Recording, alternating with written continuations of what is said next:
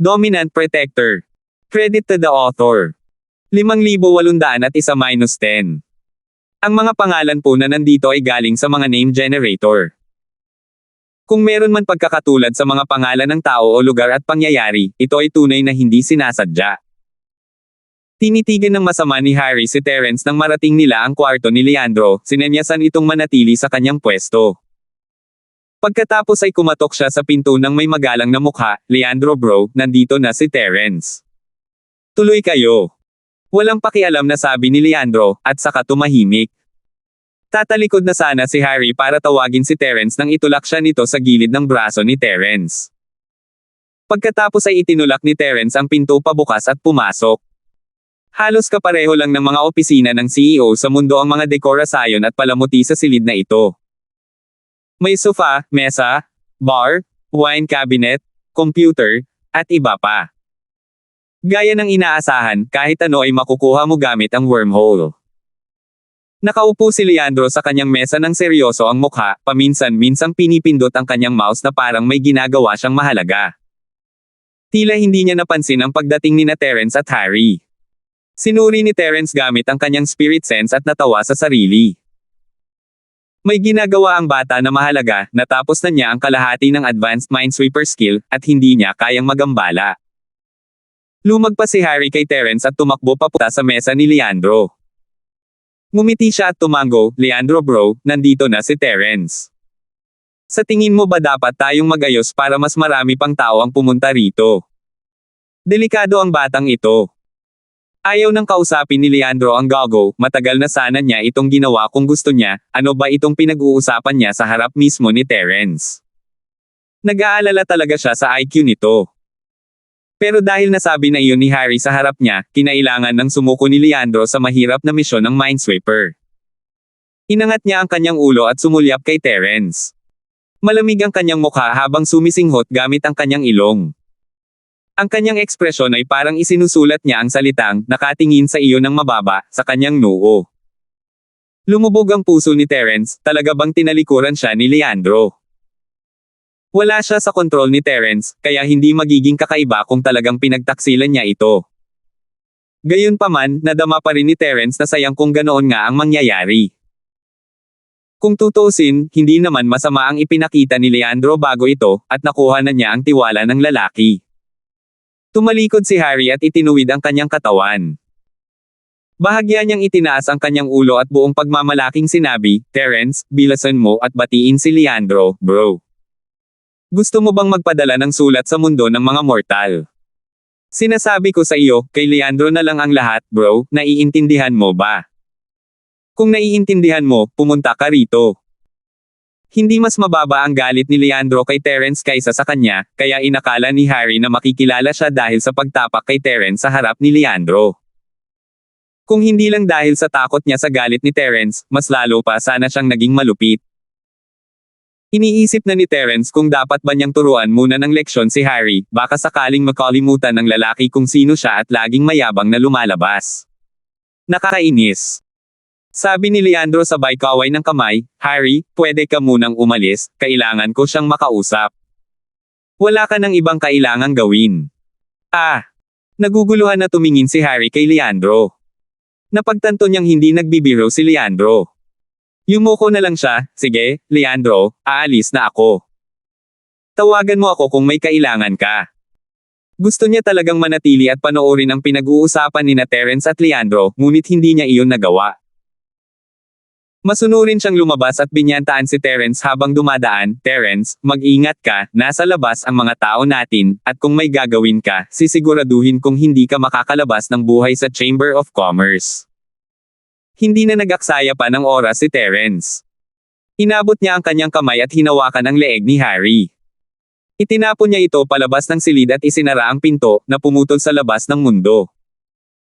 Nakahiwalay ang silid kahit sa mga pandaman ng espiritu, kaya hindi na kailangang mag-alala tungkol sa anumang ingay na lalabas. Gusto ni Leandro na makausap si Terence ng mag-isa, kaya hindi na kailangang mag-alala. Gaya ng inaasahan, nagbago ang mukha ni Leandro pagkasara pa lang ng pinto. Ang malamig at malayong tingin sa kanyang mukha ay nawala ng walang bakas, napalitan ng isang mainit na ngiti. Nagmamadali siyang lumapit. Boss, sa wakas nakabalik ka na. Nag-alala talaga ako. Hindi na napigilan ni Leandro ang kanyang pananabik, niyakap niya si Terence ng mahigpit at niyaya itong umupo sa sofa. Leandro, maayos naman ang kalagayan mo, di ba?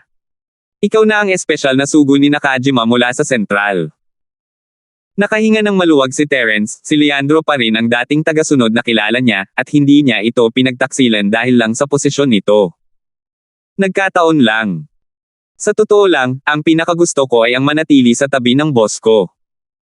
Nakakabagot naman ang espesyal na sugo na ito ni Nakajima, nakangiting sabi ni Leandro. Tumalikod siya at kumuha ng isang bote ng red wine mula sa wine cabinet, at nagsali ng isang baso para sa kanilang dalawa. Kinuha ni Terence ang baso mula kay Leandro, at pakiramdam niya ay bumalik na siya sa karaniwang mundo, ang lahat ay katulad pa rin ng dati sa karaniwang mundo. Boss, nabalitaan kong bumalik ka na sa secular na mundo, kaya gumugol ako ng maraming pagsisikap at dumaan sa maraming operasyon bago ako mailipat sa Nakajima. Gusto kong malaman ang sitwasyon mo sa lalong madaling panahon. Sa kasamaang palad, 2 taon na ang nakalipas at hindi ka pa bumabalik. Sa totoo lang, parang nawalan ako ng lakas ng loob. Huwag na nating pag-usapan kung gaano ako kabalisa, pero buti na lang at sa wakas ay ligtas kang nakabalik. Mabuti na lang at maayos ka, mabuti na lang at maayos ka. Sabi ni Leandro habang nilalamon ang baso niya gamit ang kay Terence. Kaya pumunta si Leandro kay Nakajima bilang isang espesyal na sugo dahil nag-aalala siya kay Terence. Hindi inakala ni Terence na ganito kataas ang katapatan ng lalaki sa kanya. Humigop siya ng kaunting alak at bahagyang ngumiti, mabuti naman, narinig ko mula sa hari na iyon na ikaw ang pinakamataas na namamahala rito bilang sugo ni Nakajima, di ba? Tama, nakangiting sabi ni Leandro. Ako ang namamahala sa mga sentral gawain ng isla, pero may misteryosong lalaking nakaitim sa itaas ko. Hindi ko alam kung sino siya, pero sa tingin ko siya ang namamahala sa lahat ng sentral na tauhan ng Sky-class Island. Kung tungkol naman sa North Island, ang namamahala ay si Lindan. May kakayahan ng lalaking iyon, at siya ang pinakamahusay na panangga para sa akin noong lumipat ako sa gitnang isla, kaya walang sino man ang naghinala. Naunawaan ni Terence ang intensyon ni Leandro, hindi maaaring tumira ang 2 tigre sa iisang bundok.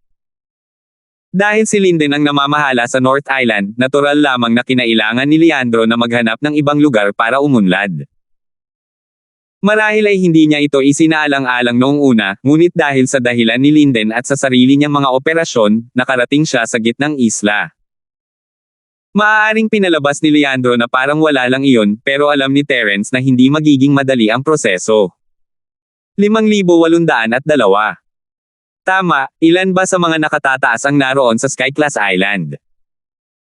Gusto ni Terence na makilala ang sentral na istruktura ng kapangyarihan sa lugar na ito, para mas madali para sa kanya na harapin ang mga ito sa hinaharap. Boss, hindi ako sigurado dyan. Noon pa man ay ang misteryosong lalaking nakaitim ang nakikipag-ugnayan sa atin. Ibig kong sabihin, ang espesyal na sugo ng distrito ng Nakajima ay hindi man lang malapit sa pagiging nasa gitnang bilog, mapait na ngumiti si Leandro. Tumanggaw si Terence, normal lang ito. Kung nakarating si Leandro sa sentro ng Central sa loob ng maikling panahon, ibig sabihin lang nito ay handa na siyang magtrabaho para sa kanila.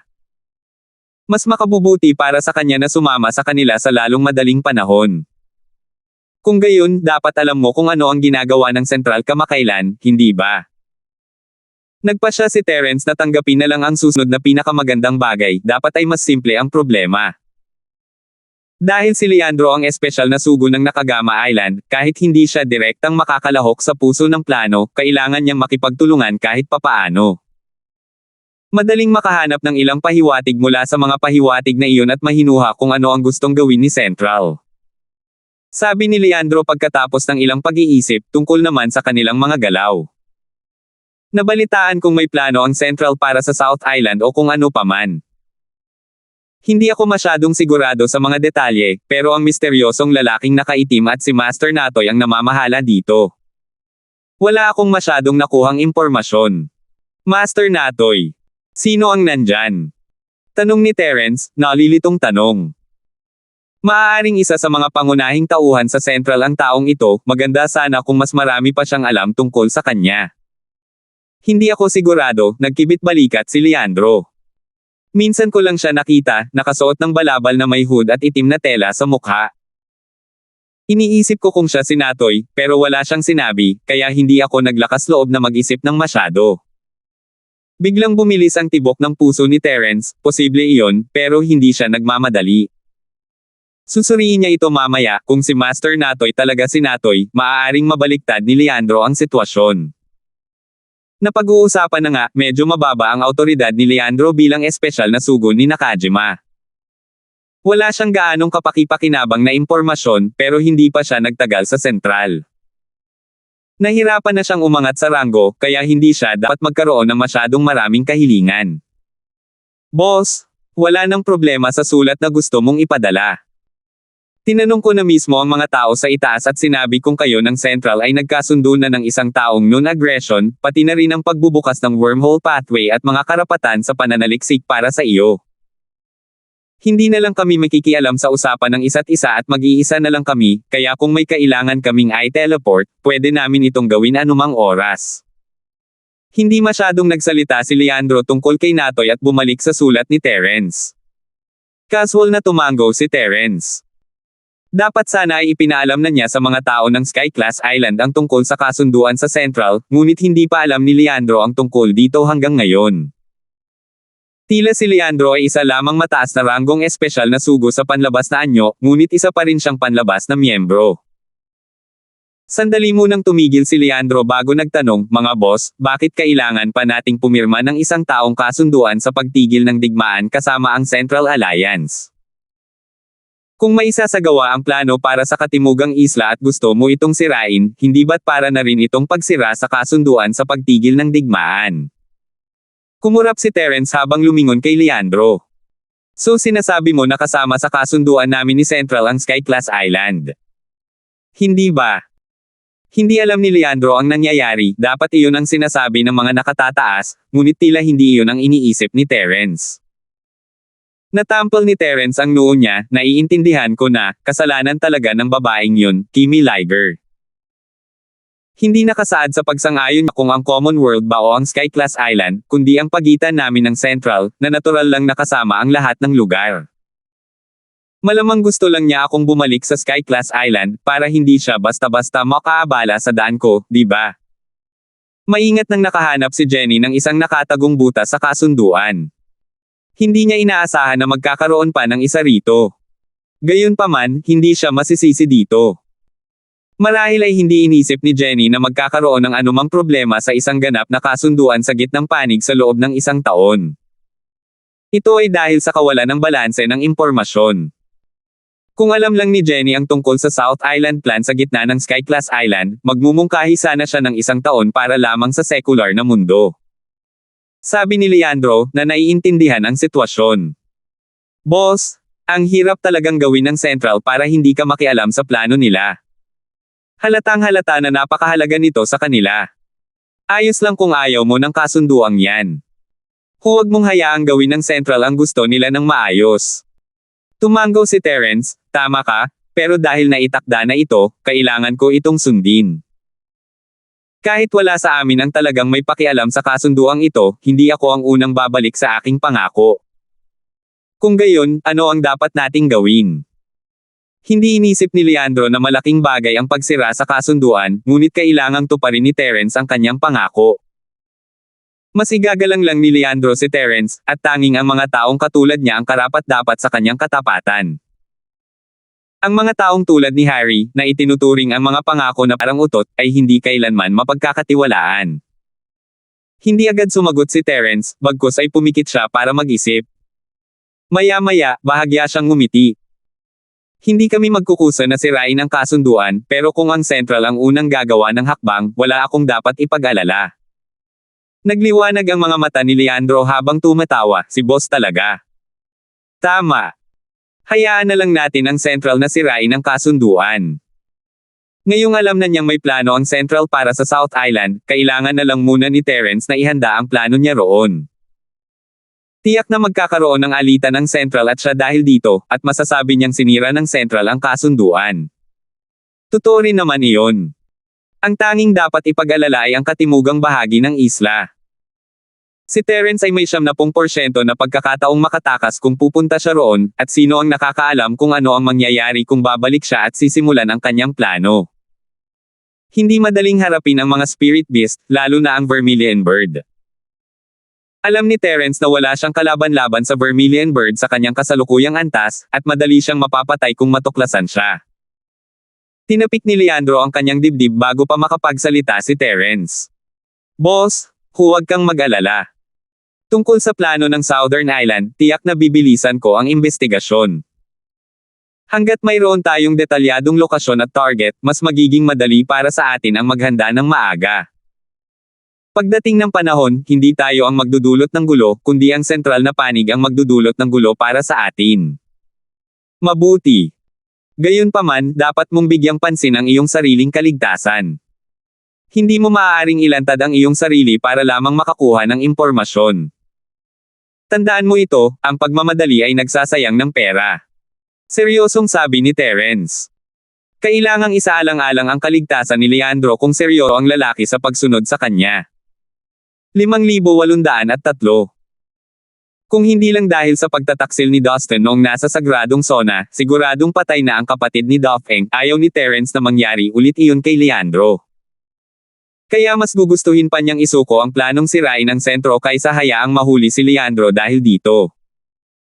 Simple lang ang mga sinabi ni Terence, ngunit naunawaan ni Leandro ang kahulugan nito. Nagpasalamat siya sa sinabi ni Terence, at itinaas ang kanyang baso.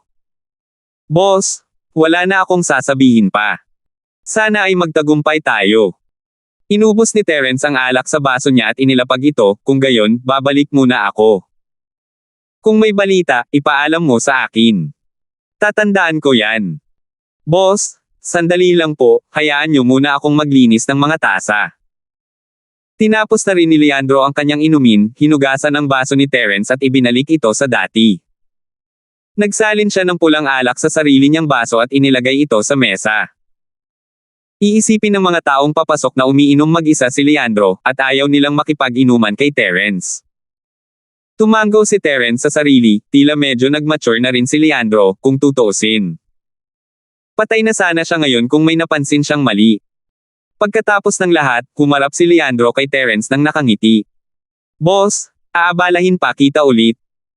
Ngumiti si Terence nang walang pakialam at ikinumpas ang kanyang kamay, sinasabihan si Leandro na gawin ang gusto nito. Magiging masaya at panatag lamang siya kung makikita niya itong ganito, walang anumang reklamo. Bumalik si Leandro sa kanyang mesa at umupo sa kanyang upuan habang hawak ang isang baso ng alak. Inilagay niya ang kanyang mga binti sa mesa, malamig at mayabang na naman ang kanyang mukha. Binigyan siya ni Terence ng thumbs up para sa kanyang pag-arte. Harry, tuloy ka sandali.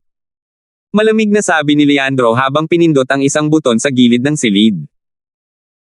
Malamang na ito ay isang teknolohiya mula sa secular na mundo, kung hindi ay hindi niya hahayaang marinig siya ng sinuman kahit sumigaw pa siya sa silid.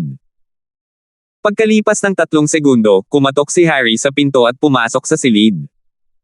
Halata na ang lalaki ay naghihintay sa labas buong oras. Liang, bro, hinahanap mo ako. Pumasok si Harry na may malaking ngiti sa kanyang mukha. Natuwa siyang makita sina Leandro at Terence na nakaupo sa sofa nang walang kahit isang tasa ng tsaa sa harap nila. Sumingot si Leandro, walang ekspresyon ang mukha. Sabi ng mga nakatataas, pumirma na kami ng isang taong kasunduan kay Terence, at hahayaan namin siyang gamitin ang daan patungo sa secular na mundo ng walang kondisyon. Paalisin na ninyo siya ngayon, ayaw ko na siyang makita ulit. Hindi nagulat si Harry sa balita. Malamang ay narinig na niya ito noon. Humarap siya kay Terence at sinabing, narinig mo ba iyon?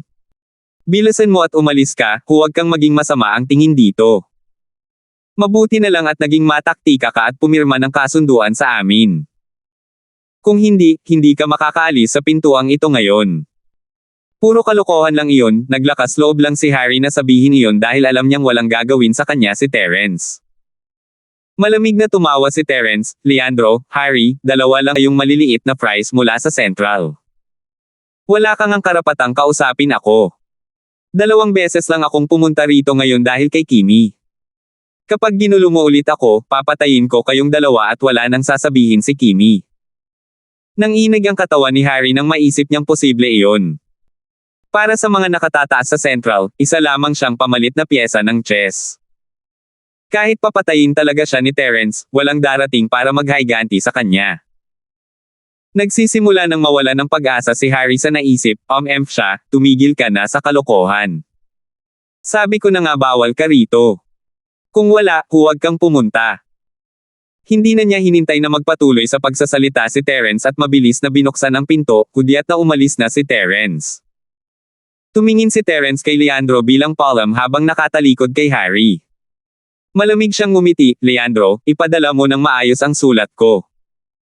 Kung may mangyaring mali, babalikan kita. Kalmado at mahinahon ang mukha ni Leandro, parang ayaw niyang makipag-usap kay Terence. Si Harry, na nakatayo sa pinto, ay lubos na humanga.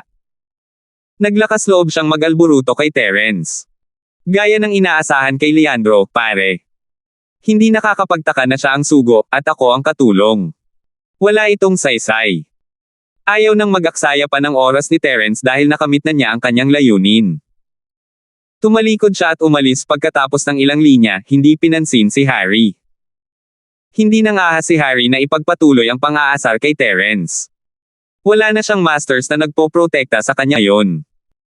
Hindi siya sapat na hanggal para ipilit ang sarili sa isang bagay na malinaw na hindi makakabuti sa kanya. Nandito pa rin nang bumalik siya sina Jerry mula sa Peel Hall, Jonas mula sa Five Elements Chamber of Commerce, at Shenjin mula sa Snow Sword Sect. Lumapit silang lahat upang salubungin siya. Lilbro Linford, sa wakas ay nakabalik ka na. Tama nga, ang mga bayani ay nagmumula sa mga kabataan. Ang kanyang primordial spirit projection ay umabot ng 2 taon ng sabay-sabay. Talagang ikinabahala ng mga tao. Kung hindi ko lang natanggap ang balita, hindi ko sana malalaman na nakabalik ka na. Iinom ako ng 3 baso bilang parusa. Tumawa si Jonas at siya ang unang nagsalita, ang kanyang mukha ay puno ng kagalakan. Bilang vice-presidente ng Five Elements Chamber of Commerce, natural lang na sopistikado siya pagdating sa pakikitungo sa mga tao at bagay, pero ramdam ni Terence na tapat si Jonas. Kahit na si Jerry ang senior ni Jonas, ayaw niyang mauna. Pagkatapos magsalita ni Jonas, humakbang si Jerry at ikinuyom ang kanyang mga kamao. Nasabi ko na yan dati, pinagpala ng langit si Brother Linford. Walang magiging problema. Gaya ng inaasahan ko, di ba? Ang huling tanong ay kay Jonas, at agad siyang tumawa bilang pagsang-ayon. Si Shenjin ang huling umakyat, at sumigaw siya sa tuwa, boss, nakabalik ka na rin sa wakas. Silang tatlo ang nag-asikaso sa Sky Elixir Pavilion kapag wala si Terence, pero ang pinakamadalas magsalita ay natural na si Shenjin. May gagawin lang talaga siya sa sect ngayon, kaya hindi niya agad nabalitaan ang pagbabalik ni Terence. Nang tanggapin siya ni Terence, ginamit niya ang insektonggo na lumalamon ng puso. Kung hindi siya babalik, ililibing si Shenjin kasama ni Terence. Noong una, nag-aalala siya tungkol sa insektonggo, ngunit unti-unti, umibig siya sa makalangit na Elixir Pavilion at nais niyang sundan si Terence. Nang makitang bumalik si Terence, talagang tuwang-tuwa siya mula sa kaibuturan ng kanyang puso. Sa pagkakataong ito, lahat ng ito ay salamat kay Terence na nagbigay ng race eta kay Teresa ng maaga. Kung hindi, maaaring wala nang matitira pang mga buto si Shenjin pagkalipas ng 2 taon. Dahil nandito na ang lahat, mas mabuting magkaroon ng pagkakataong magkita kaysa imbitahan kayo. Sabay-sabay tayong kumain. Nakangiting bati ni Terence sa kanila, habang nagpasalamat sa kanilang lahat sa pag-aalaga sa Sky Elixir Pavilion bago sila imbitahan sa hapunan. 5,804. Sa kanilang antas ng cultivation, wala silang pangangailangan ng kahit anong pagkain.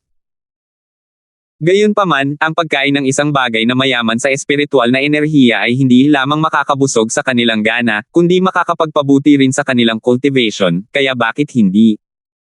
Sinundan ng grupo si Terence papunta sa sala habang nag-uusap sila. Hindi sumama sa kanila sina Teresa at Milky, abala sila sa pagluluto ng pagkain. Kuya Linford, nahuli ako ngayon dahil naghahanda akong pumunta sa pinakahilagang isla para lumahok sa subasta. Kung babalik ka lang sana pagkalipas ng 1 o 2 araw, baka hindi mo na ako nakita sa gitnang isla. Tumawa si Jonas at ipinaliwanag ang dahilan kung bakit hindi siya makakapunta ngayon. Gumagawa si Jerry ng maraming tableta, kaya lumapit siya agad pagkatanggap niya ng balita. Ikinumpas ni Terence ang kanyang kamay. Wala siyang pakialam sa maliliit na bagay na ito, ngunit interesado siya sa subasta. Minsan na siyang nakapunta sa subasta sa pinakahilagang isla kasama si Melvin, at malinaw pa rin niya itong natatandaan. Nakakaakit ang balitang ito. Gayunpaman, gusto niyang bumalik sa North Island. Ang pinakahilagang isla ang pinakamalapit sa North Island, kaya wala itong maaantala kung babalik siya. Kapatid na Collins, kailan magsisimula ang subasta sa pinakahilagang isla? Kailan ka aalis? Casual na tanong ni Terence. Hindi niya kailangang pumunta sa subasta kung hindi tugma ang oras. Tumawa si Jonas at sinabing, magsisimula ang subasta sa loob ng halos kalahating buwan. Malapit na tayong matapos sa ating mga paghahanda. Malamang aalis na tayo sa loob ng 2 araw. Brother Linford, interesado ka bang sumama sa amin? Bulong ni Terence sa sarili, hindi agad sinagot ang tanong ni Jonas. Kung matagumpay na makakagising si Jenny, makakapunta siya sa subasta sa pinakahilagang isla ng walang pag-aalala. Gayunpaman, kinailangang umalis ang grupo ni Jonas sa loob ng 2 araw, at medyo nagmamadali sila. Hindi niya alam kung makakabalik si Jenny sa loob ng 2 araw. Kung hahayaan niyang patuloy na walang malay si Jenny ng ganito, hindi na makakaalis si Terence sa Central Island. Bumalik man ito sa North Island o mag-imbestiga at manyobrahin ang plano ng Central sa South Island, hindi ito maihahambing kay Jenny. Nakita ni Jerry na hindi nagsalita si Terence kaya nagsalita siya pagkatapos mag-isip, Kuya Linford, nabalitaan ko ang sitwasyon ni Miss Han. Nakakalungkot na mahina kami ni Junior Brother Colin sa alchemy at wala kaming masyadong maitutulong. Gayunpaman, sa palagay ko ay dapat kang pumunta sa subasta sa pinakahilagang isla. Mayroon bang makakatulong kay Jenny sa subasta? Tanong ni Terence. Hindi na hinintay ang sagot ni Jerry, pumalakpak si Jonas at sinabing, tama, kung hindi lang dahil sa paalala ng nakatatandang kapatid, hindi ko talaga ito maiisip. Pagkatapos sabihin iyon, napagtanto ni Jonas na magiging bastos siya kung magmadali siyang magsalita, kaya mabilis siyang humingi ng tawad kay Jerry, nakatatanda kong kapatid, pasensya na. Masyado akong na-excite at naputol ang usapan. Ikinumpas ni Jerry ang kanyang kamay at ngumiti. Lahat tayo ay magkakapatid. Ano pa ang dapat nating ihingi ng tawad? Mas alam mo ito kaysa sa akin. Mas nararapat na ikaw ang magsabi nito. Wala nang pakialam si Terence kung sino ang nagsabi nito, basta't makakatulong ito kay Jenny. Ayaw niya silang madaliin, kaya tiningnan niya ang dalawa ng may pananabik. Hindi tumayo si Jonas para sa seremonya. Matapos niyang ikuyom ang kanyang mga kamay at humingi ng tawad kay Jerry, agad niyang sinabi, ganito kasi, sa subastang ito sa pinakahilagang isla, nakumpirma na mayroong ilang mahahalagang bagay na lalahok sa subastang ito, isa na rito ang isang kayamanan na magiging kapakipakinabang kay Miss Han. Kapatid na Collins, pakipaliwanag naman ng detalyado. Nagmamadali si Terence, pero hindi nakarating si Jonas sa punto. Sa subastang ito, lumitaw ang isang sanga ng pagtitipon ng espiritu. Ito ay isang kayamanan na kayang magpatibay ng isang sinaunang espiritu. Hanggat dala mo ito, maaari mong patuloy na pangalagaan ang iyong sinaunang espiritu at tipunin ang kapangyarihan ng iyong kaluluwa. Ang kasalukuyang kondisyon ni Miss Han ay ang kanyang sinaunang espiritu ay hindi pa bumabalik sa kanyang katawan matapos itong eye project. Kung mayroon kang sanga ng pagtitipon ng espiritu sa iyo, dapat ay kaya mong gabayan ang pagbabalik ng iyong sinaunang espiritu. Kahit na hindi ka magising ng ilang sandali, maaari mong dahan-daang tipunin ang kapangyarihan ng iyong sinaunang espiritu. Medyo detalyado si Jonas sa kanyang paliwanag, at ang sanga ng pagtitipon ng espiritu na ito ay talagang kapakipakinabang kay Jenny. Napagdesisyonan ni Terence na kailangan niyang kunin ang sanga kahit ano pa ang mangyari. Kahit na magising si Jenny bago pa man ito, magagamit pa rin ang sanga. Nakita ni Jonas na interesado si Terence at nagpatuloy, bukod sa sanga ng pagtitipon ng espiritu, nariyan din ang kahoy na nagpapalusog sa kaluluwa. Gayunpaman, ito ay isang kayamanan na nagpapalusog sa sinaunang espiritu. Hindi gaanong makakatulong kung hindi mo makikita ang sitwasyon ni Han, ngunit kung ang dalawang bagay na ito ay magagamit ng magkasama, maaaring mas mapalakas ang epekto. Naantig ang puso ni Terence, hindi gaanong nagagamit ni Jenny ang kahoy na pampataas ng kaluluwa, pero magiging kapaki-pakinabang ito sa mga multo. Bukod pa riyan, magiging kapaki-pakinabang din ito para sa pagpapakita ng mga espirito sa hinaharap. Kapatid na Collins, mukhang kailangan ko ng sumunod sa iyo sa subasta sa pagkakataong ito. Kailangan kitang pahirapan para maisama ako roon. Ngumiti si Terence at ikinuyom ang kanyang mga kamay kay Jonas. Maaari siyang pumunta sa pinakahilagang isla ng mag-isa, ngunit mas magiging madali ito kung kasama si Jonas. Maging ang kahoy na nagpapalaki ng kaluluwa o ang sanga ng pagtitipon ng espiritu, ang mga taong nakikipaglaban para sa mga kayamanang ito ay lubos na nakakagulat. Hindi sigurado si Terence kung magkakaroon siya ng sapat na pera para mabili ang mga ito, kaya kinailangan niyang gumawa ng mas maraming tableta para ibenta sa daan. Tumawa si Jonas. Napakabait mo, kapatid na Linford. Walang problema. Isang karangalan para sa akin na makasama kita. Pagdating ng panahon, hihingi ako sa iyo ng kaalaman tungkol sa alchemy. Hindi ito magalang na sinabi. Bagamat si Jonas ay disipulo ng Diyos ng elixir na si Zhang Lijiu, ang kanyang kasanayan sa paggawa ng elixir ay malayong-malayo kay Dimitri, lalo na kay Terence. Kung tutuusin, ang titulong master ng elixir ni Terence ay isa sa nangungunang dalawa sa kontinente ng silangang. Ibig sabihin yan kailangan kong sumama sa iyo, sabi ni Jerry. Kung hindi, mawawalan ako ng ganito kagandang pagkakataon. Haha, syempre sasama si Kuya. Napakabihirang pagkakataon to, hindi ba't sayang kong palampasin? Napuno ng tuwa ang mukha ni Jonas. Mas maganda kung mas marami ang tao. Sa oras na iyon, mas magiging mabilis ang takbo ng takbo. Sinabi rin ni Shenjin, Boss, pwede ba akong sumama? Kahit wala akong masyadong alam tungkol sa Pildaw, hindi naman problema ang pagtakbo at paggawa ng kung ano-ano. Sa sekta ng Snowsword, espesyal si Shenjin. Kung gusto niyang sumama kay Terence sa pinakahilagang isla, walang tot-utol. Napaisip si Terence at tumango. Ginagawa ni Shenjin ang lahat sa nakalipas na 2 taon, at bihira para sa kanya ang humingi ng ganito. 5,805. Ngumiti si Jonas Walker at sinabing, mabuti naman at darating si Walker. Dapat ay may angkop na maibebenta sa iyo sa pinakahilagang isla. Tandaan mo lang na magdala ng sapat na espiritual na jade. Matapos magdesisyon kung sino ang sasama sa kanila, humarap si Jonas kay Terence, kapatid na Linford, sa pagkakataong ito ay sasakay tayo ng isang higanteng barkong pangyaman patungo sa pinakahilagang isla. Ang barkong ibinente natin ay dadaong bukas ng gabi. Kung nasa oras tayo, maaari tayong umalis kinabukasan. Sasabihin ko sa iyo kapag dumating ang oras. Kung gayon, ako ang magpapahirap kay Kuya Collins. Nakangiting pasasalamat ni Terence bago itinaas ang kanyang baso. Hayaan mong mag-toast ako sa inyong lahat.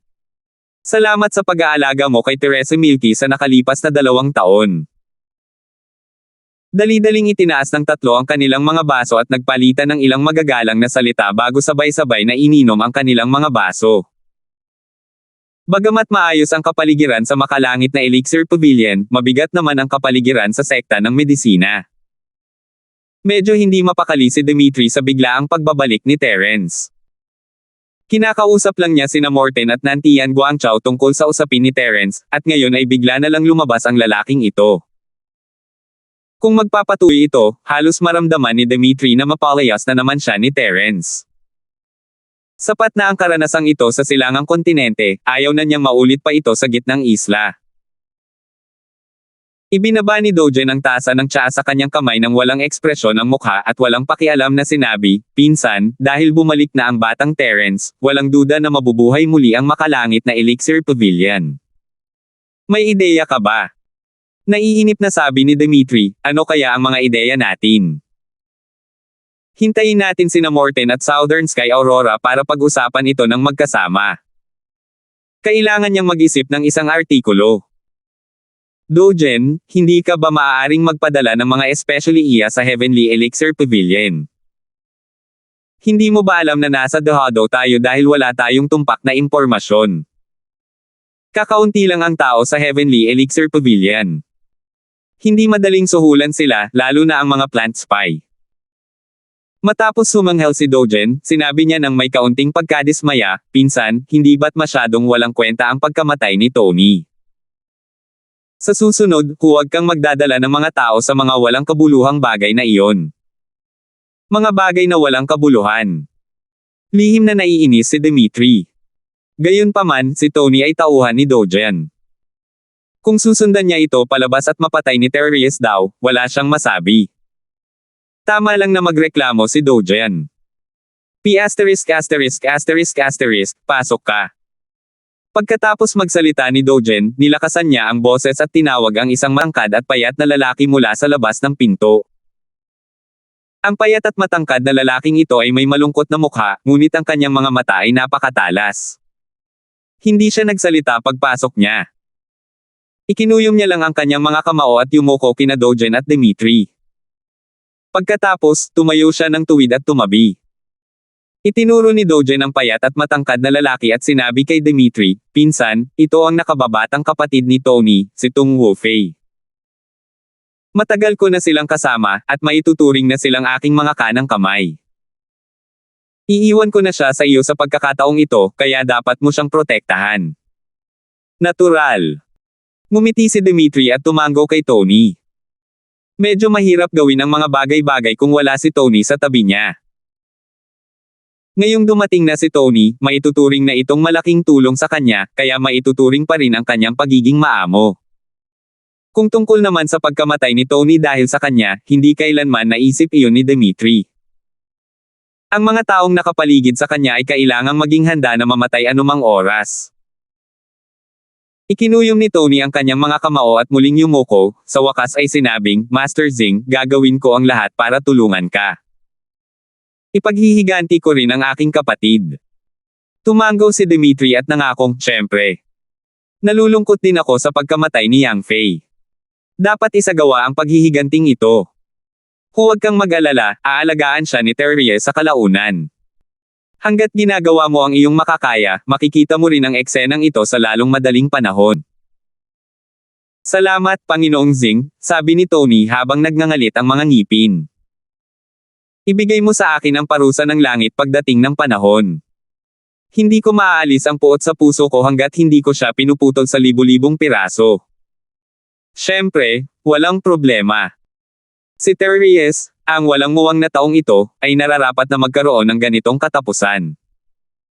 Agad na sumang-ayon si Dimitri sa kahilingan ni Tony.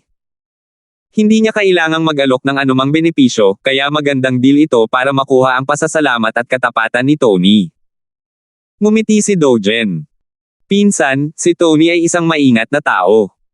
Isa siyang bihirang think tank. Hiniling ko sa kanya na pumunta rito. Marahil ay makapagbigay siya sa atin ng ilang kapaki-pakinabang na payo. Oh, napakabihirang talento niya. Halika, maupo ka at mag-usap." Nagpakita si Dimitri ng gulat na ekspresyon at mainit na binati si Tony para maupo. Mukha siyang isang ginoo, ngunit alam ni Tony na taos puso siya. Pagkatapos magpasalamat sa kanya, umupo rin si Tung Wawi, ngunit kalahati lang ng upuan ang hawak niya at itinuwid ang kanyang likod, hindi nang ahas na magpakita ng kahit kaunting kawalang galang. "Hoy, sabihin mo nga sa akin, may ideya ka ba kung paano haharapin ang Heavenly Pill Pavilion?" Casual na sumulyap si Dogen kay Tung Wukei at walang pakialam na sinabi. Ito ay para magpakitang gilas si Tony sa harap ni Dimitri. Agad na ikinuyom ni Tony ang kanyang mga kamao at sinabing, "Akala ko dahil bumalik na si Terence, ang makalangit na Elixir Pavilion ay wala nang magagawa sa ngayon. Hindi pa kasama rito ang kanyang lakas at kakayahan, sina Teresa, Jerry, Jonas, at ang lalaking iyon mula sa landas ng Terries ay may napakalaking suporta para kay Terence.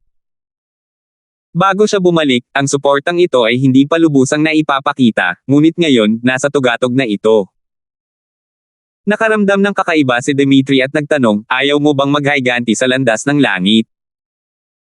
Ang pavilion ng elixir sa langit at ang landas ng langit ay dalawang nilalang sa iisang katawan.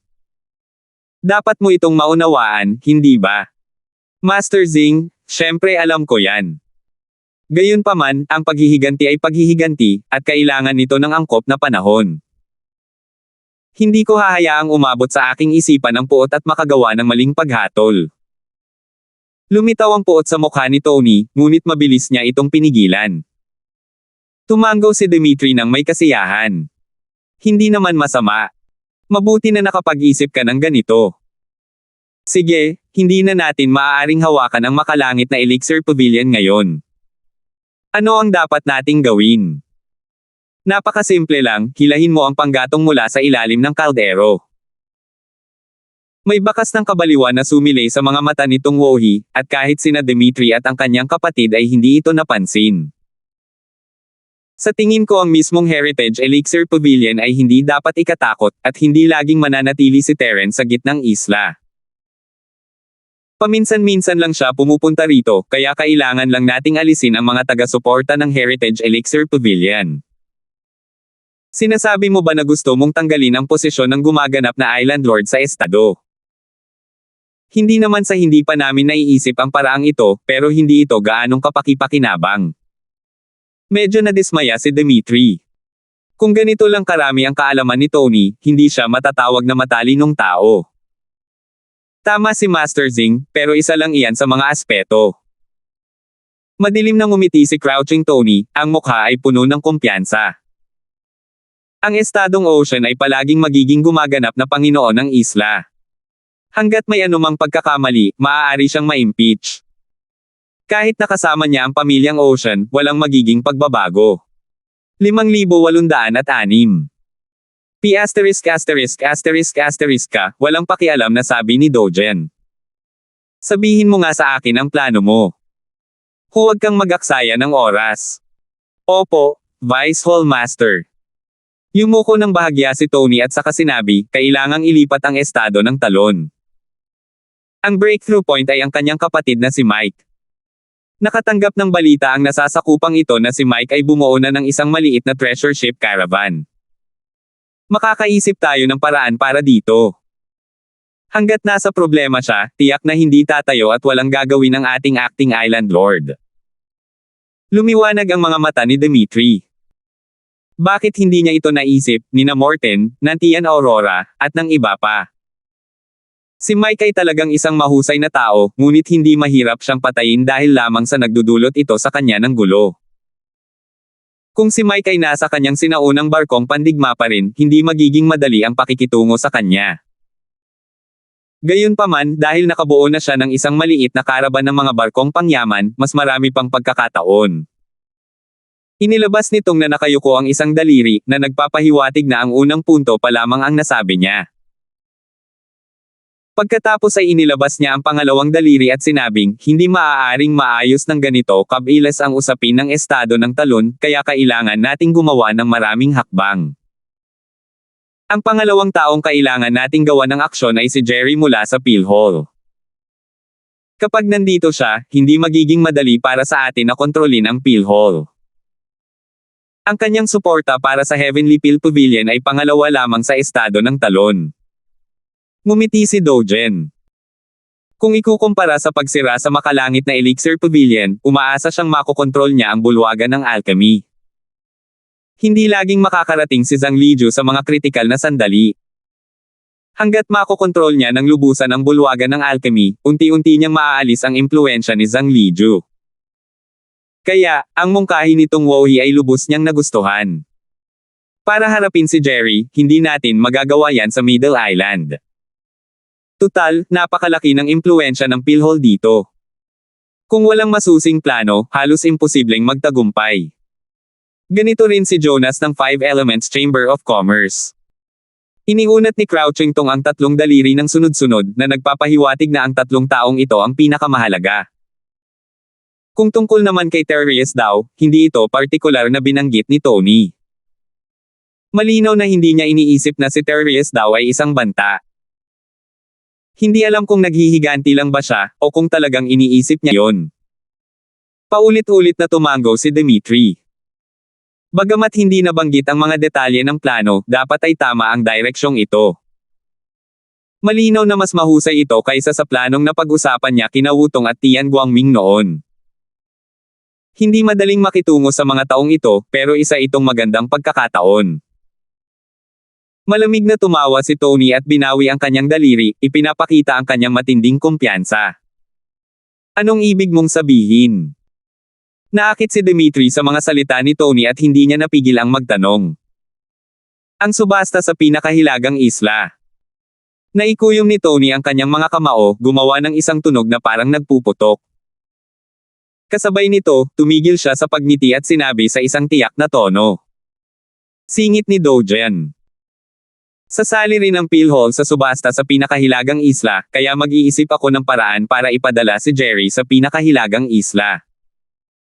Hindi dapat lumiban si Jonas mula sa Five Elements Chamber of Commerce. Tiyak na magkasama silang maglalakbay.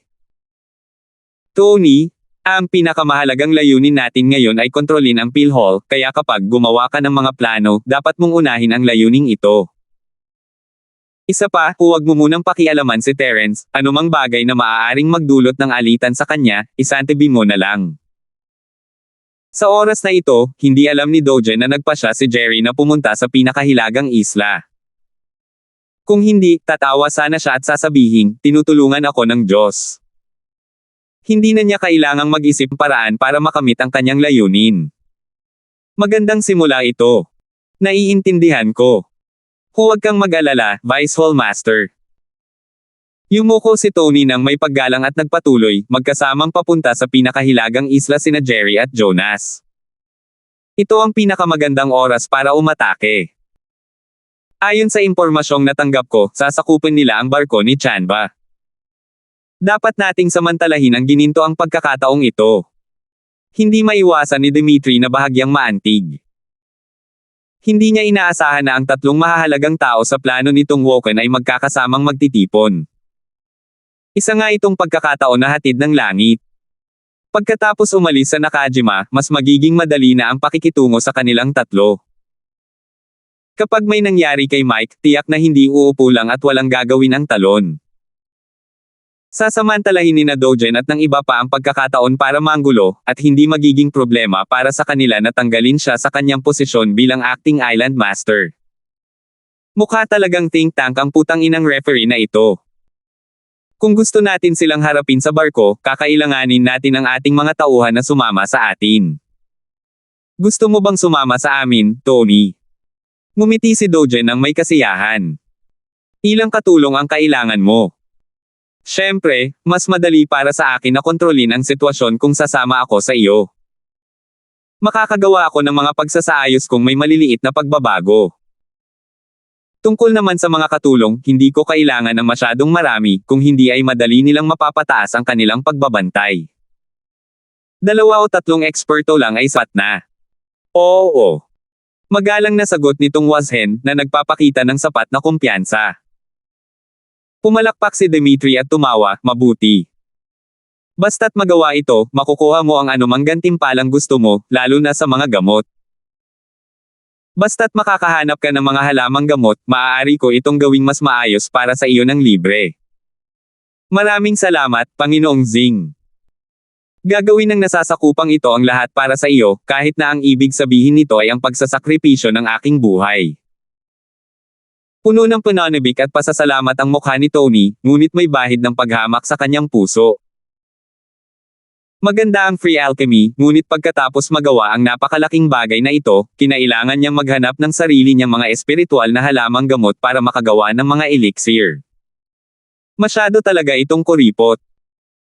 Tinapik ni Dojan ang kanyang noo at sinabing, siya nga pala, pinsan, may nakalimutan akong sabihin sa iyo. May isang mahalagang tao sa mga tao mula sa ating PhilHall na pupunta sa pinakahilagang isla sa pagkakataong ito.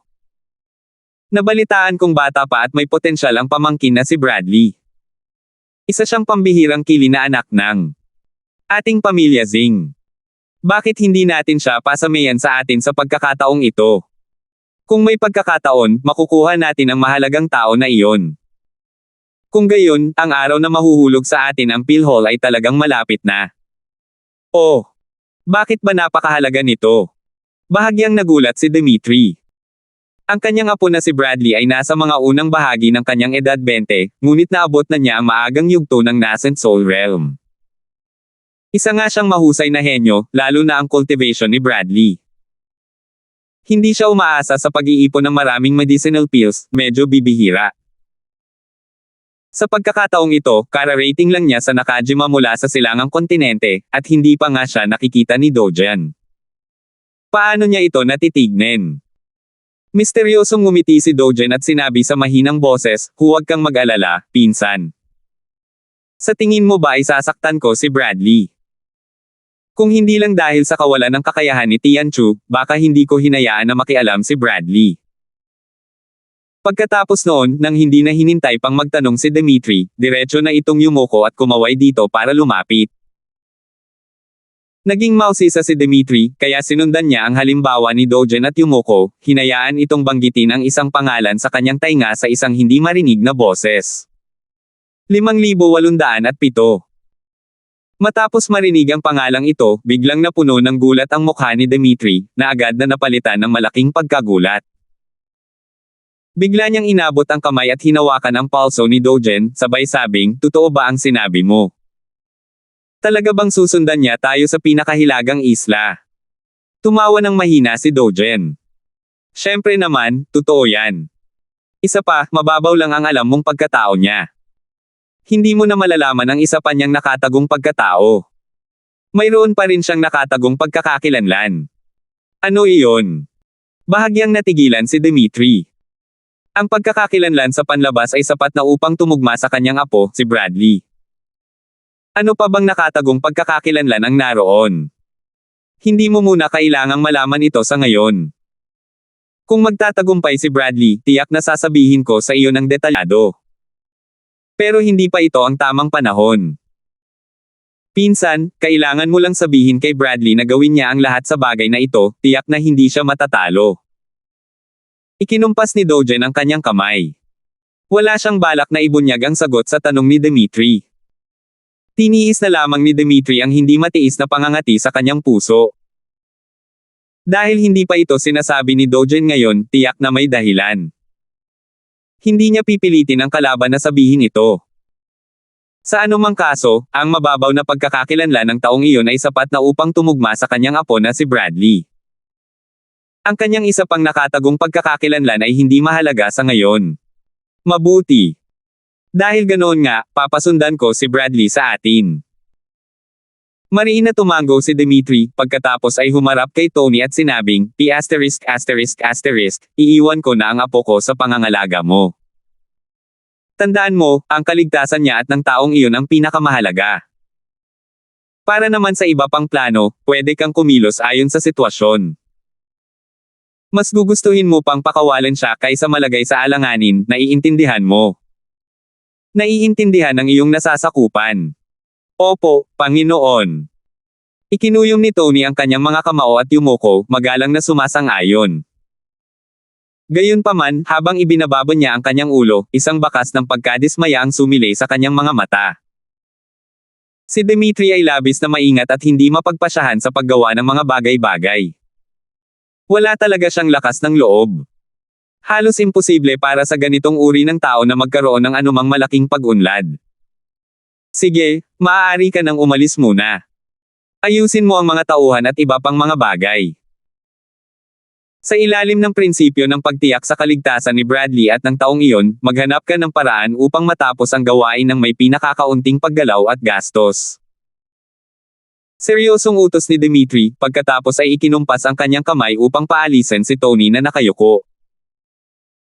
Naayos na ang schedule para sa pinakahilagang isla rito, at halos tapos na ang makalangit na Elixir Pavilion.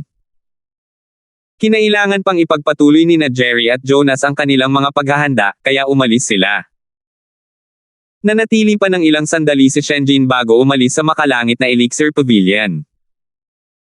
Pagkatapos makaalis ng lahat, nilisan ni Terence ang makalangit na Elixir Pavilion at lumipad patungo sa dalampasigan. Dahil sa bilis niya, mabilis siyang nakarating doon. Ang dahilan kung bakit siya pumunta sa dalampasigan sa gabi ay hindi para maghanap ng karelasyon, kundi para palabasin si Gusha.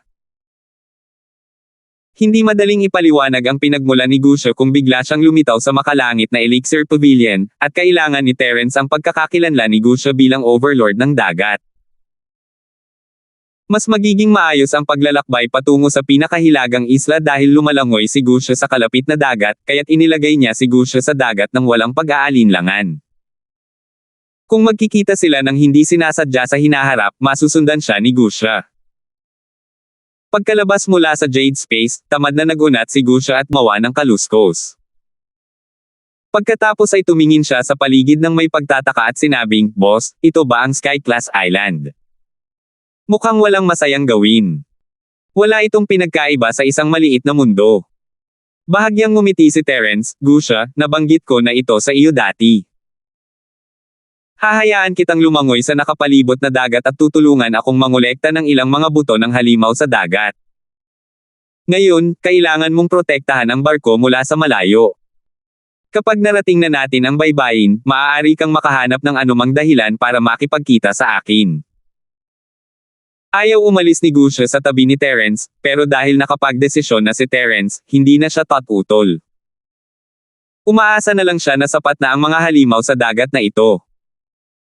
Isa siyang hari ng walang katapusang dagat, kung tutuusin. Magiging kasiya siya kung magyayabang dito. Pinoprotektahan din nila ang lugar sa paligid ni Terence, hindi kalayuan sa kanya. "Gusha, ang lakas mo nga ang pinakamataas na nilalang sa napakaliit na mundo. Gayunpaman, napakaraming tao ang mas malakas kaysa sa iyo sa Sky Class Island. Hindi lang mga tao ang nasa yugto ng pagbukas ng bundok, yugto ng paghahati ng lupa, at maging ang yugto ng paghahati ng dagat, lalo na sa kailaliman ng mga pangunahing lugar sa dagat. Bagamat isa kang dragon sa dagat, hindi ka dapat maging pabaya."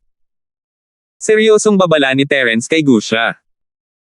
Ang isang huling yugto ng Profound ay maaaring hindi magmukhang mahina, ngunit isa pa rin itong langgam kumpara sa mga tunay na amo sa dagat. Halimbawa, ang dragon ng 5 demonyo ay libu-libong beses na mas malakas kaysa kay Gusha, ngunit nagtago pa rin siya sa kanyang lungga at hindi nang ahas na lumabas. Siyempre, dahil din ito sa siya ay tinarget ng ibong Vermilion. Kung hindi dapat maging malaking problema para sa kanya ang maging isang overlord ng isang rehiyon. Walang pakialam na tumawa si Gusha, "Huwag kang mag-alala, boss. Ako, si Gusha, ay palaging maingat sa aking mga kilos. Hindi ako gagawa ng anumang bagay na hindi ako nagtitiwala. Anumang gawin ko ay tiyak na magagawa ko. Gamit ang aking pinakamahusay na talento na pangalawa lamang sa iyo, boss, mapapabuti ko ang aking lakas ng napakabilis at magiging isang tunay na hari ng dagat." Bahagyang ngumiti si Terence. Maingat ba si Gusha? Hindi naman masama ang biro na ito. Gayunpaman, ang kanyang talento ay talagang malakas. Hindi dapat maging mahirap para sa isang mutated si Dragon na makalusot sa Profound Stage at makapasok sa Mountain Opening Stage. Kung maaari siyang mag-evolve muli bilang isang tunay na si Dragon, kahit ang Sea-Splitting Stage at Earth-Splitting Stage ay hindi magiging malaking hadlang. Sige, pwede ka nang umalis. Mag-ingat ka. Pagpasok mo sa yugto ng pagbubukas ng bundok, bumalik ka at sumunod muli sa akin. Ngumiti si Terence at kumaway kay Gusha, na siyang target nito. Hindi ito naging mahirap na gawain para kay Gusha. Matapos bumalik ang dragon na ahas dagat sa dagat, ang pag-level up ay medyo simple lang. Tinataya niya na makakamit niya ang layuning ito sa lalong madaling panahon. Tinapik ni Gusha ang kanyang dibdib at tumawa, "Huwag kang maglala, boss. Ako, si Gusha, ay gusto pa ring sumunod sa iyo para maglaro kahit saan. Bukas pa lang ito ng bundok. Hindi aabutin ng ilang buwan." Kung nasa napakaliit na mundo pa sila noon, hindi sana maglalakas loob si Gusha na gumawa ng ganito kalaking pahayag. Ang bawat maliit na antas sa mahiwagang yugto ng Ascension ay nangangailangan ng mga dekada ng akumulasyon. Gayunpaman, pagkatapos makarating sa Sky Class Island, malinaw na naramdaman ni Gusha ang pagkakaiba sa pagitan ng lugar na ito at ng napakaliit na mundo noon. Bagamat hindi niya ito maipaliwanag ng malinaw, naramdaman niya na ang kanyang cultivation ay may pagnanais na pumailanglang sa kalangitan. Marahil ito ay dahil masagana ang espiritual na chi dito, o marahil ito ay dahil mas kumpleto ang mga batas ng langit at lupa ng isla ng Heaven Class. Walang pagsugpo sa lakas ng kaharian. Kahit ano paman, may kaunting kutob si Gusha na hindi siya magiging mahirap na umunlad. Gayunpaman, hindi niya inisip na magiging mas malakas pa siya kaysa sa kanyang amo kahit na umabot na siya sa umpisa. Sa pinakamalaki, hindi siya magiging pabigat. 5,808. Maaaring gumamit silang dalawa ng mga communication beads para makipag-usap sa ilalim ng normal na mga pangyayari, ngunit upang maiwasan ang anumang espesyal na pangyayari, napagkasunduan nina Terence at Gusha ang isang paraan upang makipag-ugnayan sa isa't isa sa dagat nang hindi gumagamit ng mga communication beads bago siya payagang umalis ng isla. Pagkatapos bumalik sa Sky Elixir Pavilion, sinimulan ni Terence ang paggawa ng mga level 6 at 7 elixir. Una, para ibenta ito ng Sky Elixir Pavilion, at pangalawa, para maghanda para sa subasta. Siyempre, kung gusto niyang gamitin ang mga elixir para makalakam ng pondo para mabili ang Soul Racing Tree, malamang na hindi sapat ang mga level 6 at 7 elixir. Ang Thunder Profound Pill, isang Yellow Class Level 7 elixir, ay mahalaga, ngunit kung gusto ng isang tao na bumili ng kayamanan tulad ng Soul Nourishing Wood kasama nito, kailangan nila itong imbakan ng marami. Ayaw gamitin ni Terence ang lahat ng kanyang mga Mystical Vine na Thunder para gumawa ng mga Mystical Pills at ipagpalit ang mga ito sa sanga na nagtitipon ng espiritu at kahoy na nagpapalusog ng kaluluwa, masyadong sayang iyon. Siyempre, ang pinakamahusay na paraan ay ang gumawa ng mga Mystical First Level Pills. Halimbawa, ang Earth Stabilizing Pill ay isang tableta na maaaring gamitin kahit sa groundbreaking stage. O, ang Mountain Gaze Pill na maaaring gamitin upang makalusot mula sa Profound Stage patungo sa Mountain Opening Stage. Nakakalungkot na wala si Terence ng mga materyales para gawin ang mga ito kahit na mayroon siyang mga recipe. Ang mga materyales ay mas bihira at mas mahalaga kaysa sa kahoy na nagpapalusog ng kaluluwa at sanga na nagtitipon ng espiritu. Ginugol ni Terence ang gabi sa paggawa ng mga elixir, at ibinigay ang lahat ng mga elixir kay Chanchua upang hawakan. Nabalitaan niya na si Natalie ay kinuha ni Truett kagabi na parang may nangyaring mahalaga. Magpapalam na sana si Natalie kay Terence, pero nabalitaan niyang nasa seclusion refine ng pills ito, kaya hindi na niya ito inistorbo at bumalik na lang sa hilagang isla kasama si Julius. Hindi masyadong nag-alala si Terence tungkol sa kaligtasan ni Natalie nang marinig niyang si Julius iyon. Sa buong North Island, maliban sa Truett, si Julius marahil ang huling taong makakasakit kay Natalie. Hindi niya alam kung ano ang nangyari sa Baydaw at mabilis na ibinalik ni Truett si Natalie. Napagdesisyonan ni Terence na kailangan niyang pumunta at tingnan ito nang madaanan niya ang Baydaw sa pagkakataong ito, ngunit maaari niya lamang itong isantabi muna sa ngayon.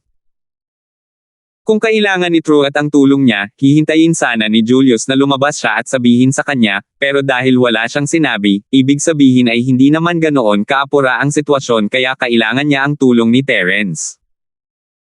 Nang makitang walang pagbabago kay Jenny, lumabas muli si Terence sa Pill Hall para hanapin si Jerry. Hiniling na ni Jerry na pumunta sa subasta sa pinakahilagang isla, kaya iniimpake na rin niya ang kanyang mga gamit. Nagulat siya sa biglaang pagbisita ni Terence. "Lil Bro Linford, anong problema?" Nakangiting sabi ni Jerry habang palabas. Kung magiging maayos ang lahat, sasakay sila ng barko mamayang gabi. Hindi maaaring maging walang kwenta ang pagbisita ni Terence.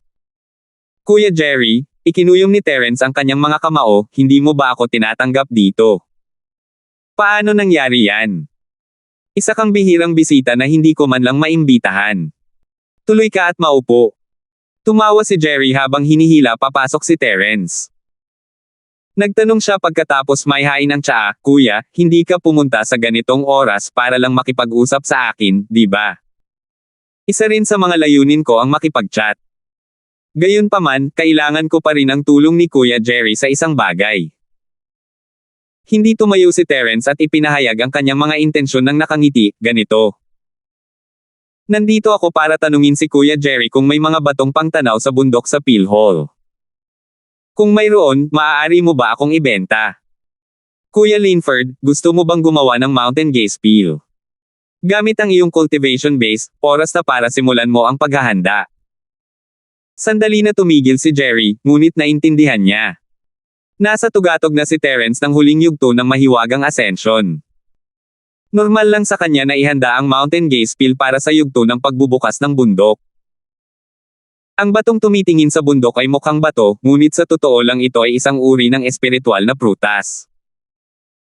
Kaya lang ito tinawag na prutas na tumitingin sa bundok dahil ang hitsura nito ay halos kapareho ng bato.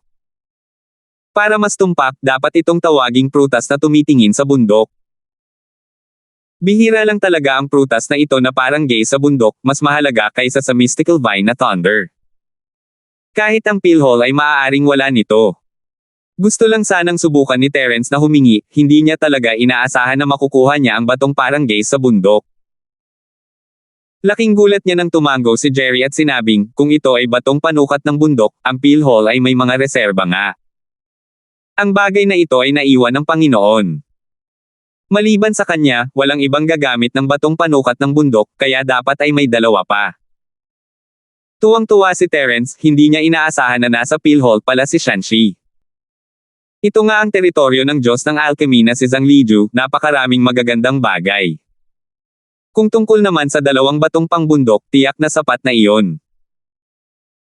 Alam ni Terence na ang isang batong pangbundok ay sapat na para makagawa ng 5 hanggang 6 na table task ng pangbundok. Hanggat makakakuha siya ng isa, hindi niya kailangang mag-alala tungkol sa kawalan ng sapat na espiritual na jade para sa subasta. Kapatid na Hao, maaari ko bang ilipat sa akin ang Mountain Gazing Stone ng pilhole? Pakisabi naman kung ilang spirit stone ang kailangan mo. Hindi itinago ni Terence ang kanyang pagnanais para sa Mountain Gaze Stone. Hindi niya sasabihin iyon kung may karelasyon siya, pero hindi mahalaga kung si Jerry man iyon. Hindi niya itataas ang presyo kay Terence. Nagatubili si Jerry at sinabing may mapait na ngiti, nakababatang kapatid na Linford, kung sarili kong mga gamit ito, ibibigay ko sana sa iyo ang 2 batong ito para sa pagtingin sa bundok. Gayunpaman, dapat mong malaman na hindi akin ang mga ito. Iniwan sila ni Master sa pilhole bilang reserba.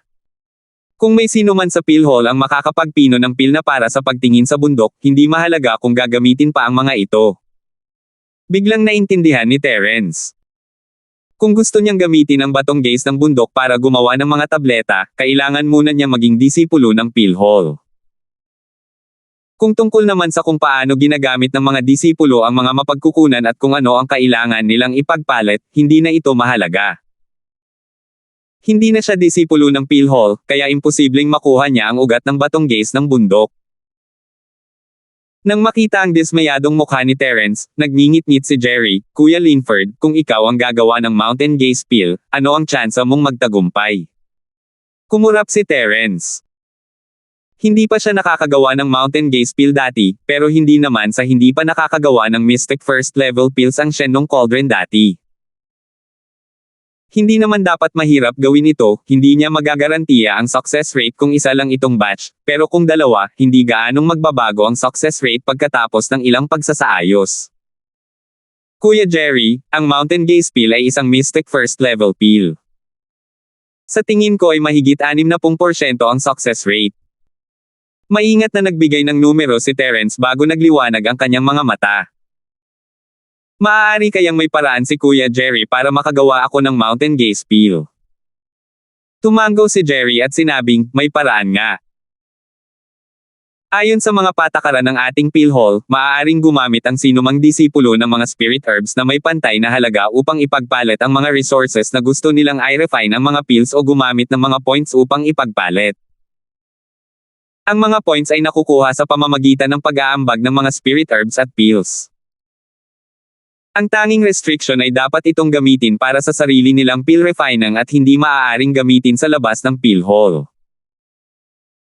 Sa madaling salita, ang mga spirit herbs na maaaring ipagpalit ng mga disipulo ng pilhole ay ang pinakamataas na limitasyon ng kanilang pill refining. Dahil mismo sa patakarang ito kung kaya't tumataas ang reserba ng mga spirit herbs sa pilhole. Ito ay lalong yumayaman. 5,800. Nakikita ko.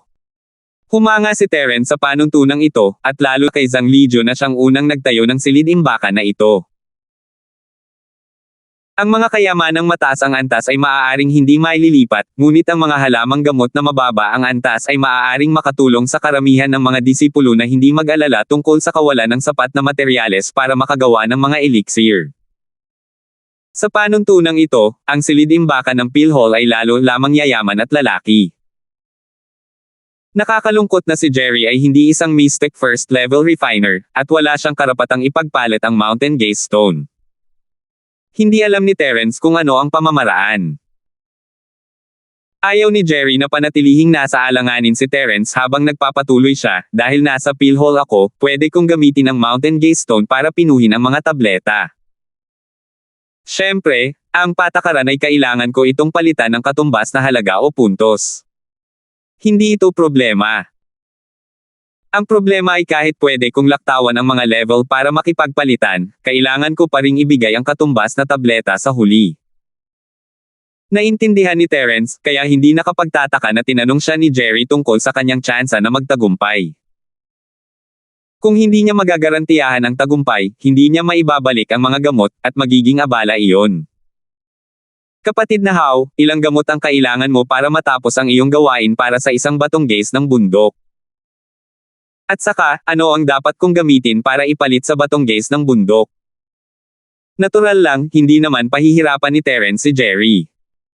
Hanggat kaya niyang gawin ang tabletang gaze ng bundok, naniniwala si Terence na ang kanyang Shenong Cauldron ay makakagawa ng higit pa sa sapat na mga tableta.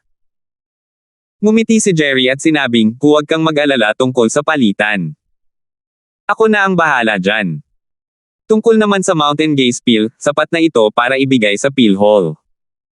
Hindi mo naman kailangan ng ilan. Tutal, hindi naman madaling gumawa ng Mountain Gaze Pill. 60% kang tiwala na makakagawa ka ng 2 hanggang 3 Mountain Gaze Pills gamit ang 5 set ng materyales para sa isang Mountain Gaze Stone, di ba? Tiwala si Terence. 5 set ng sangkap para sa Mountain Gaze Pill, ang Shenong Cauldron, ay maaaring makagawa ng 7 tableta. Bukod sa mga kawalan ng katiyakan sa unang pagsubok, tinansya ni Terence na dapat ay mayroong kahit 4 o 5 tableta. Walang problema ang pagbibigay ng 2 kay Jerry. Sa katunayan, medyo kinakabahan din si Jerry. Ang hindi niya sinabi kay Terence ay kung mag-a-apply siya para sa mga mapagkukunang higit sa kanyang antas at mabaigo sa huli, de-double ang parusa, at hindi siya makakapagpalit ng mga materyales sa imbakan ng PhilHealth sa loob ng 2 taon, lalo na kung ang mga materyales ay hindi para sa kanyang sariling paggamit. Mas magiging seryoso ang mga kahihinatnan. Malaking panganib para kay Jerry ang pagtulong kay Terence sa pagkakataong ito. Maaaring disipulo siya ni Zhang Liju, ngunit nagkamali siya ng ganito sa PhilHealth, at walang lugar para sa awa. Kung alam lang ni Terence ang tungkol dito, hinding-hindi niya hihingin kay Jerry ang batong pinagmamasdan ng bundok. Mas gugustuhin pa niyang gawing tableta ang lahat ng mystical vines ng Thunder at ibenta ang mga ito kaysa hayaang mapahamak si Jerry. Kuya Jerry, huwag kang mag-alala. Ang isang Mountain Gaze Pill ay tiyak na hindi problema. Tungkol naman sa mga materyales, wala talaga akong maihahambing sa Mountain Gaze Stone. Iniisip ko kung magagamit ba ang piraso ng consciousness grass na ito. Kinuha ni Terence ang isang jade box na inihanda niya noon. May laman itong ugat ng spiritual sense grass na kasing laki ng palad na 2 daliri ang kapal. Ibinigay niya ito kay Jerry, iniisip na dapat ay sapat na ito para ipalit sa Mountain Gaze Stone. Tutal, ang kakayahan ng spiritual awareness grass na patatagin ang spiritual awareness ng isang tao ay hindi mahalaga kung nasaan ito. Kahit ang mga cultivator sa Earth Formation stage ay magagamit ito. Nagbago ang mukha ni Jerry at mabilis niya itong kinuha gamit ang 2 kamay. Binuksan niya ang kahon ng jade at bumulalas, talagang ito ang maalamat na ugat ng kamalayang espiritual. Bagamat hindi pa talaga siya nakakita ng spirit sense grass noon, ang mahiwagang aura na maaaring magdulot ng pagbabago bago sa spirit sense ay lubos niyang natitiyak na ito nga ang maalamat na spirit sense grass. Lil Bro Linford, saan mo nakuha ang ganyang kalaking kayamanan? Sa sobrang laki ng spiritual sense grass, hindi pa kasama rito ang isang Mountain Gaze Stone, kahit 10 Mountain Gaze Stone ay hindi maipagpapalit. Sabik na isinara ni Jerry ang jade box, gusto niya sanang ibalik ito kay Terence, pero ayaw niya. Kapatid na How, alam mo ba ang tungkol sa Spirit Sense Grass? Bagamat magandang gamitin ang Spiritual Awareness Grass para patatagin ang spiritual awareness ng isang tao, hindi naman dapat umabot sa puntong hindi na maipapalit ang 10 mountain gaze stones dito, di ba? Nagtatakang tumingin si Terence kay Jerry, hindi niya maintindihan kung bakit siya nasasabik sa Spiritual Sense Grass. Maliit na piraso lang ito na pinutol niya, at tuwang-tuwa na siya. Kung nakita ni Jerry ang buong damo ng kamalayang espiritual sa espasyo ng Jade, hindi ba siya hihimatayin? Kuya Linford, hindi mo lang ginamit ang damong pandama ng espirito para sanayin ang iyong pandama ng espirito, di ba? Napatingin si Jerry kay Terence, natulala. Tiningnan niya si Terence na parang isang basura. Naisip ni Terence, hindi ba't ang batong titig sa bundok ang pinag-uusapan natin? Bakit siya lalong lumalayo sa ugat ng kamalayang espiritual? Pero nang makita ang mukha ni Jerry, gustong malaman ni Terence kung ang damong may pandama sa espirito ay ginamit para sa ibang bagay, kung hindi para sa pandama sa espirito. Kapatid na Jerry, ginamit ko nga ang damong pandama ng espirito para patatagin ang aking pandama ng espirito, may mali ba roon? Pagdating sa kaalaman sa alchemy, si Terence ay hindi talaga kasing husay ni Jerry. Mayroon siyang mga tala ni Zhang Lijiu, ngunit iyon ay mula sa karaniwang mundo. Malakas ang pangunahing teorya, at ang lahat ng iba pa ay nagsisimula ng lumitaw. Kumikirot ang puso ni Jerry sa sinabi ni Terence. Hay nako, Lil Bro Linford, hindi naman sa gusto kitang punahin. Isa ka ng Mystic Class Master, paano mo nagawa ang ganito? Ang Spirit Sense Grassroot ay isang maalamat na kayamanan, at ginamit mo pa nga ito para patatagin ang iyong Spirit Sense. Sayang lang talaga, hindi mo pa ba naririnig ang tungkol sa Spirit Tempering Peel? Pinagpawisan si Terence, ang titulo niya bilang isang Mystic Class Master ay talagang hindi akma sa pangalan niya. Kung wala si Jenny, hindi siya makakagawa ng mga tableta. Kung tungkol naman sa kung ano ang Spirit Tempering Peel, hindi pa niya ito naririnig noon. Bumantong hininga si Jerry at nagpatuloy bago pa makapagsalita si Terence, hindi nakakapagtaka na hindi mo alam, ang recipe para sa Soul Quenching Peel ay kumakalat pa rin, ngunit ang Spirit Sense Grass at Spirit Sense Grass Roots ay matagal nang wala sa Sky Class Island, kaya maraming tao ang hindi pa nakakarinig ng Soul Quenching Peel. Isa pa, hindi masyadong binibigyang pansin ng Sky Class Island ang cultivation ng Spirit Sense, kaya hindi mahalaga kung mawala ang Soul Quenching Peel.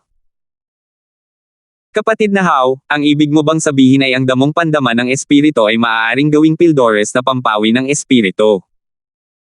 At ang epekto ay mas maganda pa kaysa sa direktang paggamit ng ugat ng damong pandama ng espirito upang patatagin ang pandama ng espirito. Naunawaan na ngayon ni Terence, at medyo nang hinayang. Tila kailangan niyang mangolekta ng mas maraming mga recipe at libro tungkol sa alchemy kapag libre siya. Kung hindi, masasayang lang niya ang anumang kayamanan na nakuha niya sa susunod. Sa maliit na Jiangho noong sinaunang panahon, ang paggamit ng espiritual na damo upang patatagin ang espiritual na pandama ay kadalasang dahil walang recipe para sa pildores na pampawi ng kaluluwa. Matapos ang pagbabago sa sinaunang panahon, ang pamamaraan ng alchemy ng maliit na Jiangho noong sinaunang panahon ay nagsimulang magbago patungo sa espiritual na pandama. Gayunpaman, ang mga pangunahing sangkap ay kadalasang ang mga panloob na kaibuturan ng mga halimaw sa dagat. Mauunawaan na walang recipe para sa pildores na pampawi ng kaluluwa. 5,810. Bumantong hininga muli si Jerry. Hindi lang basta mahusay. Ang iyong spiritual awareness grass ay maaaring hatiin sa hindi bababa sa 30 hanggang 40 bahagi ng mga pangunahing sangkap ng Spirit Tempering Peel.